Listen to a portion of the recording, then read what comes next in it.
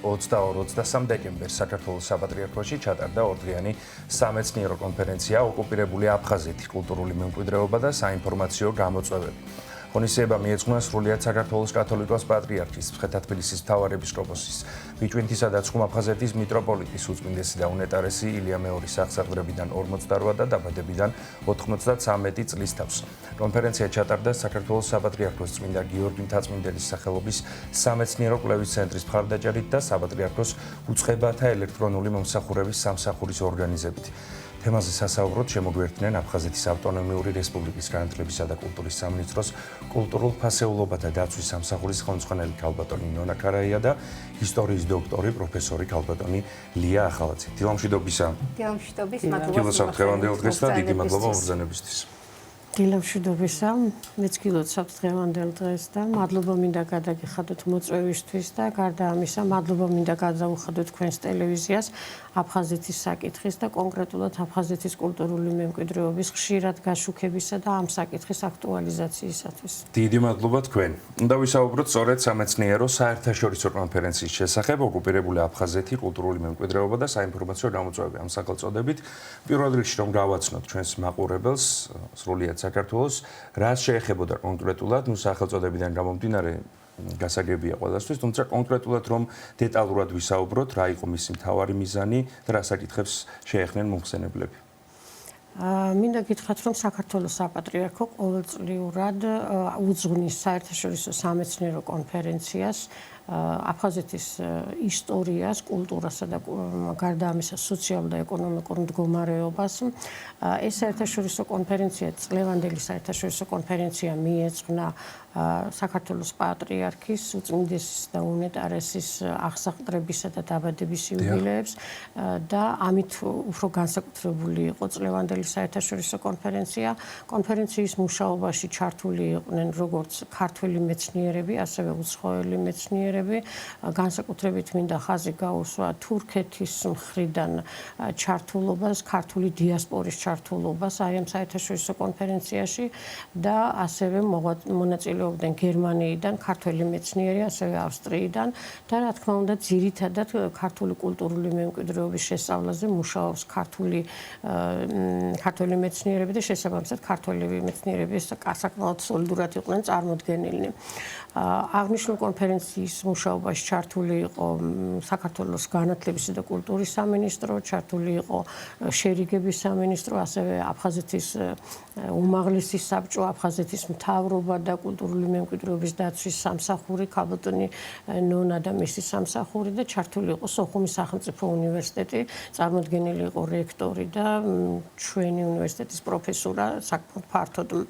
კონფერენციისათვის მნიშვნელოვანი თემები იყო, რა თქმა უნდა, პირველ რიგში კულტურული მემკვიდრეობის დაცვა და მე ორ საკითხთან დაკავშირებით გავამახვილებდი ყურადღებას. პირველი ის, რომ ძალიან მნიშვნელოვანი იყო ის ფაქტი, რომ ამ კონფერენციაზე წარმოდგენილი იქნა წმინდა გაბრიელ ქიქოძის დაბადებიდან 200 წლის თავისადმი მიძღვნილი მონოგრაფიული კვლევის, ეს არის პროფესორ ჯემალ გამახარიას მონოგრაფიული კვლევა წმინდა გაბრიელ ქიქოძისადმი მიძღვნილი. ეს მონოგრაფიული კვლევა 2025 წელს გამოქვეყნდა. პირველად ბატონმა ჯემალმა წმინდა გაბრიელ ქიქოძეს მიუძღვნა მონოგრაფიული გამოკვლევა და ისტორიული დოკუმენტები 2007 წელს, მაგრამ წელს გააფართოვა, მან გაცილებით უფრო მეტი ისტორიული დოკუმენტი შემოიტანა სამეცნიერო მიმოქცევაში და ეს არის დაახლოებით 1000 გვერდამდე წიგნი, აქ ამაქვს ეს წიგნი წარმოდგენილი. წიგნში არის წარმოდგენილი როგორც თვითონ პროფესორ გამახარიას გამოკვლევა, ასევე დოკუმენტები, კომენტარები და საძიებლები და წინაპლანზე წამოწეული არის ჩვენი წმინდა გაბრიელ ქიქოძის საქმიანობა აფხაზეთში.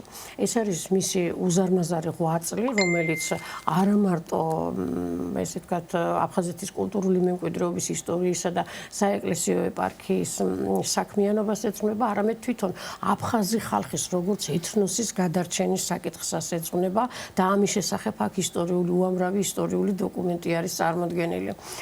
ეს წიგნი იძლევა ახალი ინსპირაციას, შეიძლება ითქვას, ახალი კვლევების მემკვიდრეობისათვის, მომავალი მეცნიერებისათვის, იმიტომ რომ ისტორიული დოკუმენტების დიდი ნაწილი არ არის, ესე ვთქვათ, ისტორიულ წყაროწოდების თვალსაზრისით გაანალიზებული. მეორე საკითხი, რომელზეც მე აუცილებლად უნდა გავამახვილო ყურადღება, არის აფხაზეთის მატერიალური კულტურის ძეგლები და კონკრეტულად ეპიგრაფიკული ძეგლები, ანუ წარწერები, რომელიც არის იდენტობის ერთ-ერთი უმნიშვნელოვანესი მარკერი. ამ წარწერებზე გვქონდა ჩვენ მოხსენება და ამ მოხსენების ფარგლებში ჩვენ რამდენიმე ახალ წარწერაზე ვისაუბრეთ. კონკრეტულად საუბარი არის იმაზე, რომ ოკუპაციის შემდგომ აფხაზეთში დაახლოებით 10-ზე მეტი წარწერა არის შემოსული სამეცნიერო მიმოქცევაში. ანუ მარტო ჩვენი იქიდან გამოდევნის შემდგომ 10-ზე მეტი წარწერა იქნა აღმოჩენილი. და საერთოდ აფხაზეთის ეპიგრაფიკული ფონდი 100-მდე წარწერას მოიცავს და ახლა უკვე ჩვენ 110 წარწერა გვაქვს უკვე. ახლა რაოდენობრივად ეს წარწერების რაოდენობა გაიზარდა. ეს არის როგორც ლაპიდარული, ანუ ღრმა კვეთით შესრულებული წარწერები, ეს არის აგრეთვე ფრესკული წარწერები და ჭედური წარწერები ერთიანობაში. ეს არის უზარმაზარი წერილობითი ფონდი, რომელიც იძლევა იმის თქმის საშუალებას, თუ ვინ იყო ადგილობრივი მოსახლეობა, რომელ ენაზე ახდენდა ეს მოსახლეობა იდენტიფიკაციას და ასე შემდგომ. საკუთარი თავის იდენტიფიკაციას რომელ ენაზე წერდა, რომელ ენაზე ლოცულობდა და ღვთისმსახურებას აღავლენდა. ასევე საერთაშორისო კონფერენციაზე ყურადღება იქნა გამახვილებული იმ საკითხებზე, რომ აი ახალ წარწერებს შორის არის ისეთი ისტორიული პირები წინაპლანზე, მაგალითად 2019 წელს თქვენს ეთერში პირველად ვაჟღერებ, ამაზე ზოგადად პირველად ვაჟღერებ ტელევიზიაში ამ ინფორმაციას. 2019 წელს აღმოჩნდა გალის რაიონის სოფელ საბერიოში ახალი წარწერა, რომელშიც ვარდან ერისთავი არის დასახელებული. ეს არის ჩვენს მიერ იდენტიფიცირებული თამარ მეფის სამეფო კარზე მოღვაწე ვარდან ერისთავთან, რომელიც გახლდათ სახურთუხუცესის თანამდებობას იკავებდა. ამიტომ ძალიან დიდი მნიშვნელობა აქვს სამეფო კარის, ესე ვთქვათ, ესოდენ მაღალი მოხელის იქ წარწერაში დაფიქსირებას. ეს მიუთითებს იმაზე, რომ ეს რეგიონი ვარდან დადიანის სამწყსო იყო და მის მიერ იქნა წმინდა გიორგის სახელზე ტაძარი აგებული გალის რაიონის, აი ამ კონკრეტულად საბერიოში. გარდა ამისა, ანუხვის წარწერა წელს 2025 წელს აღმოჩნდა ეს წარწერა, ამის შესახებ იყო საუბარი ტელევიზიითაც. ანუხვაში აღმოჩნდა უკვე მე-6 წარწერაზე არის საუბარი. ეს არის ბიბლიური პატარა ტექსტი, რომელიც ქართული ასომთავრულით არის ესე იგი ამოკვეთილი. ამ წარწერებს თუნდაც ერთი გრაფემაც რომ იყოს, ხო, ძალიან დიდი კულტურული მნიშვნელობა აქვს, რადგანაც თითქმის და პალეოგრაფიული თვალსაზრისით, ანუ ანბანის შესწავლის თვალსაზრისით არის მნიშვნელოვანი. მოგეხსენებათ, ჩვენი ანბანი სამსაფეხურიანი არის, ასომთავრული, ნუსხახუცური და მხედრული და ეს მიუთითებს ქართული ანბანის უზარმაზარ მრავალსაუკუნოვან ისტორიაზე და ყველა სამივე ანბანი არის წარმოდგენილი მაგალითად ანუხვის ტაძარში. ამ პატარა ტაძარში არის სამივე წარწერა დაფიქსირებული. და კიდევ ერთ წარწერაზე მინდა გავამახვილო ყურადღება, ეს გახლავთ ბედიის ტაძარში აღმოჩენილი წარწერა, რომელიც 2000-იანი წლების 1000 წლეულის დასაწყისში აღმოჩნდა. ის პირველად წაიკითხა პროფესორმა ვალერი სილოგავამ და მასში გვარი ფარესაზზე დაფიქსირდა, მაგრამ ახლახან ჩვენს მიერ თავიდან იქნა წაკითხული ეს წარწერა და მასში ფიქსირდება პირველი ბედიერი მთავარეპისკოპოსი იოანე ფარესასზე და პირდაპირ მთავარეპისკოპოსი იკითხება წარწერაში, რაც ერთ-ერთი კიდევ ძალიან მნიშვნელოვანი დადასტურებაა იმისა, რომ ბედიის საეპისკოპოსო კათედრა იყო უმნიშვნელოვანესი საეპისკოპოსო კათედრა საქართველოს ეკლესიისკენ, ზოგადად საქართველოს ისტორიაში უმნიშვნელოვანესი საეპისკოპოსო კათედრა იყო. და ღუმურიშის წარწერებზე შემიძლია ვისაუბრო. 2006 წელს აღმოჩნდა აქ სალომე ანჩაბაძის წარწერა. ეს არის ეპიტაფია სალომე ანჩაბაძე მის მეუღლეს კიაზო ემხვარს უდგამს საფლავის ქვის ეპიტაფიას და დასტირის ახალგაზრდა გარდაცვლილ მეუღლეს. ეს საფლავის ქვის ეპიტაფია პირველად 2006 წელს იქნა გამოქვეყნებული ჩვენს მიერ, მაგრამ დაზუსტა ახლა და ახლახან ისტორიისა და ეთნოლოგიის ინსტიტუტში გამოქვეყნებულ ჩვენს ნაშრომში იქნა კიდევ მეორე დაზუსტებული გამოქვეყნებული. გარდა ამისა, ღუმურიში კიდევ მრავალი წარწერა არის აღმოჩენილი, რომელშიც არის დაფიქსირებული საფლავის ქვის ეპიტაფი და სახელები და გვარები, მათ შორის ემხვარები, ანჩაბაძეები, რომლებიც ადგილობრივი ფეოდალები, მსხვილი ფეოდალები იყვნენ. ამ საერთაშორისო კონფერენციას დაუბრუნდები ოროდი სიტყვით და მინდა აღნიშნო, რომ მსგავსი კონფერენციები აფხაზეთის კულტურული მემკვიდრეობის შესახებ ძალიან მნიშვნელოვანი ეს კიდევ მიუთითებს იმაზე, რომ ქართული მხარე არის ამ რეგიონის ყველაზე დიდი გულშემატკივარი, ის რომ საქართველოს საპატრიარქო ყოველწლიურად უძღვნის საერთაშორისო დონის კონფერენციას, აი ესეთი მაღალი რანგის კონფერენციას ამ კონკრეტულ თემას, იმაზე მიუთითებს, რომ ქართული მხარე არის ყველაზე დიდი გულშემატკივარი ამ საკითხის. კეთილი, ქალბატონო, თქვენ წარმოადგენთ აფხაზეთის ავტონომიური რესპუბლიკის განათლებისა და კულტურის სამინისტროს კულტურულ ფასეულობათა დაცვის სამსახურს და თავისთავად ძალიან მნიშვნელოვანია თქვენი ჩართულობა. საინტერესო ასევე თქვენი სამსახურის საქმიანობა, თუ რამდენად ჩართული არის ამ ღონისძიებებში და რა სიახლეები გაქვთ ამ კუთხით მნიშვნელობის შესახებ უკვე გარკვეულწილად ითქვა და თქვენი მხრიდანაც მოვისმენთ. დიდი პატივი იყო ამ კონფერენციაში მონაწილეობა. მართალია პირველად მივიღე მონაწილეობა საპატრიარქოს მიერ ყოველწლიურად აი ამ მიმდინარე ღონისძიებებში, მაგრამ სხვა კონფერენციებში ბევრჯერ მაქვს მონაწილეობა მიღებული. ჩემი თემა ძირითადად შეეხებოდა იქ არსებულ მდგომარეობას, რა მდგომარეობაშია ახლა აფხაზეთში კულტურული მემკვიდრეობის უძრავი ძეგლები, ანუ მატერიალური ძეგლები. და განსაკუთრებული ყურადღება გავამახვილე შავ არქეოლოგიაზე, რომელსაც თვითონ აფხაზური მხარეც ძალიან წოხს. აი ძალიან დიდი პრობლემაა უდგათ ახლა მათ ამ კუთხით. იმიტომ რომ უკანონოდ მიდის ძალიან ბევრ ადგილას გათხრები, ამით ძალიან დიდ ზიანს აყენებენ იქ არტეფაქტებს.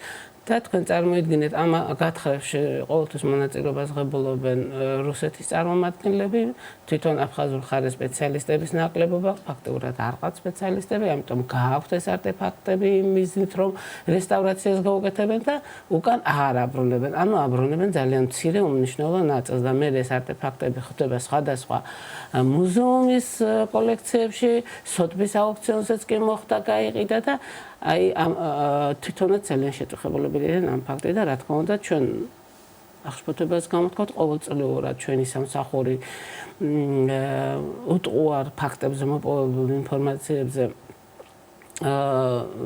ვაწოდეთ ამ ინფორმაციას ჩვენ სამთავრობო უწყებებს, რომ შემდეგ იუნესკოში ჟენევის ფორმატში იყოს გამოყენებული და რაც შეიძლება ფართო საზოგადოებამ გაიგოს ამის შესახებ. რა გამოხმაურება მოყვება ხოლმე ამ ყოველთვის ხავთ?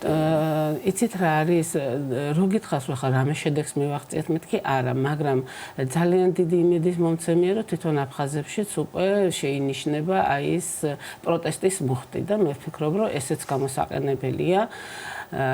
ჩვენ ძალიან ბევრ როგორ გითხრათ შეშფოთებას, აღშფოთებას გამოთქვათ, საერთაშორისო ორგანიზაციებს გამოთქვავენ, მაგრამ იმის იქეთ არაფერი. თქვენ იცით, რომ მათ არ უნდათ ქართულ სპეციალისტებთან თანამშრომლობა, ან თუ არსებობს რაიმე შეხების წერტილი ძალიან მცირეა იმასთან შედარებით, რაც მაგალითად რუსულ მხარესთან აქვს. ეხლაც დადეს ხელშეკრულება, სადაც ერთობლივად უნდა აწარმოონ ისევ გათხრები, კვლევები, დაცვა, კონფერენციები და არსად მონაწილეობას ქართული მხარე არ ღებულობს და ეს რა თქმა უნდა ძალიან მტკივნეულია და ამიტომაც აი არა აქვს მნიშვნელობა შედეგი გამოიღო თუ არა იმან რომ ჩვენ საერთაშორისო ორგანიზაციებთან, მაგრამ ჩვენ თუ ყურადღება მოვადუნეთ საერთოდ ამ იმიდან პროცესიდან გვერდზე დავრჩები და ამიტომ არ ვადუნებთ ყურადღებას და ყოველთვის ვამახვილებთ ამ კუთხითაც ჩვენთვის ძალიან მნიშვნელოვანია რომ არ მოვადუნოთ ყურადღება და გავამახვილოთ ყოველთვის ამ იმედი აქვს შეიძლება სამომავლოდ რეალობა. მაინც ფიქრობ, იცით რა არის, იყო ერთხელ ესეთი ფაქტი, სახელდაგვარებსაც ვწერდით, რომ საიდან მქონდა ინფორმაცია და მე ძალიან ცუდი შედეგი დამთავრდა იმ პიროვნებისათვის. ანუ ისინიც აქცევენ ამას ყურადღებას და იყო კიდევაც მე ისე მოგვივიდა ფაქტი, რომ აი რა დონეზე არიან ქართველები ჩართული, როგორ იგებენ ამ ინფორმაციას, მათ იციან, რომ ჩვენთვის ყველაფერი ნათელია და ჩვენც გული ვტკივა როგორც მათ და საერთოდ ჩემი გამოსვლაც იმით დაიწყო რომ კულტურული მემკვიდრეობა არ არის მარტო ქართველთა და აფხაზთა, ეს არის ქართველთა და აფხაზთა თანაცხოვრობით შექმნილი და არის ზოგად საკაცობრიო და ამიტომ მეც ვფიქრობ რომ ზუსტადად საერთაშორისო ორგანიზაციებიც უნდა იყვნენ დაინტერესებული ამ კულტურული მემკვიდრეობის ასე ვთქვათ გადარჩენით, იმიტომ რომ მართლა სავალალო მდგომარეობაშია ის რომ არტეფაქტებს უთვლიდნენ ძეგლებს ეს ცალკე თემაა და ძალიან ხშირად გაჟღერებულა, მაგრამ წელს მაგალითად გავამახვილე ყურადღება ბედიაზე, იმიტომ რომ მართალია სახურავი შეცვალეს, მაგრამ გუმბათი იცით რომ დროებითი გადახურვა აქვს გუმბათს და შესაძლებელია და ისევ რო სპეციალისტებს იწვევენ, ისევ იმის შიში გვაქვს რომ შეიცვლება ფორმა და ავთენტურობას დაკარგავს ძეგლი და ძალიან მინდა რომ ამასაც მიაქციონ ყურადღება რომ ეს არ მოხდეს და იცით ამაზე ვისაუბროთ. კიდევ ერთი მნიშვნელოვანი საკითხი არის სიდამატებაც გსურთ ქალბატონო ლია და ასევე მართლმადიდებელი ეკლესიის პროტოპრესვიტერი გიორგი ზვიადაძე მონაწილეობდა სამეცნიერო კონფერენციაში, ესეც რომ გითხრათ. დიახ, საერთაშორისო სამეცნიერო კონფერენცია გახსნა პროტოპრესვიტერმა გიორგი ზვიადაძემ, რომელმაც ყურადღება გაამახვილა აფხაზეთის მატერიალური კულტურის ძეგლების მნიშვნელობაზე ქართული კულტურის ისტორიაში და ქართული ხელოვნების ისტორიაში ზოგადად და მინდა ხაზი გაუსვა ასევე რომ მან ძალიან ბევრი და საინტერესო ფაქტები მოიყვანა თვითონ უწმინდესისა და უნეტარესის საქმიანობიდან აფხაზეთში მოიხსენებათ ის არის ამავე დროს ცხუმ აფხაზეთის მიტროპოლიტი. ასევე ყურადღებას გავამახვილებდი იმაზე რომ ჩვენმა აქტიურობამ შედეგი ის გამოიღო, ხაზ გავუსვამ ახლა ქალბატონმა ნონამ ისაუბრა რა შედეგი გქონდა ჩვენი შედეგი ის იყო რომ თუ დაუშვათ ოკუპაციის პირველ ეტაპზე 90-იან წლებში აფხაზები ან 2000-იან წლებში აფხაზები საერთოდ არ აქცევდნენ ყურადღებას ამ მატერიალურ კულტურულ ძეგლებს, აფხაზების უბრალო აფხაზი მოსახლეობა შებრუნდა ამ ძეგლების მიმართ და მათაც დაიწყეს ამ ძეგლებზე ყურადღების მიქცევა, იმიტომ რომ მანამდე, როდესაც ჩვენ ვაპროტესტებით აქედან, მათი მხრიდან იყო ნული რეაქცია. დღეს არის ეს რეაქცია, დღეს ისინიც აპროტესტებენ, როდესაც რომელიმე ძეგლი გაფუძნდა. თუნდაც ის ფაქტი, რომ 2025 წელს აღმოჩენილი წარწერა დოროთე ვეიდბარმა გამოიტანა ტელევიზიით და აჩვენა, ეს მიუთითებს იმ ფაქტზე, რომ ისინი ამ ძეგლების ღირებულებაზე ფიქრობენ და დიდი მადლობა თითოეულ მათგანს რომ ჩაერთნენ ამ პროცესში. დიდი მადლობა ჩვენთან მობრძანებისთვის, წარმატებებს გისურვებთ და დაგემშვიდობებით. აფხაზეთის ავტონომიური რესპუბლიკის განათლებისა და კულტურის სამინისტროს კულტურულ ფასეულობათა დაცვის სამსახურის ხელმძღვანელი ნონა ქარაია და ისტორიის დოქტორი პროფესორი ლია ახალაძე იყვნენ ჩვენი სტუდიის სტუმრები.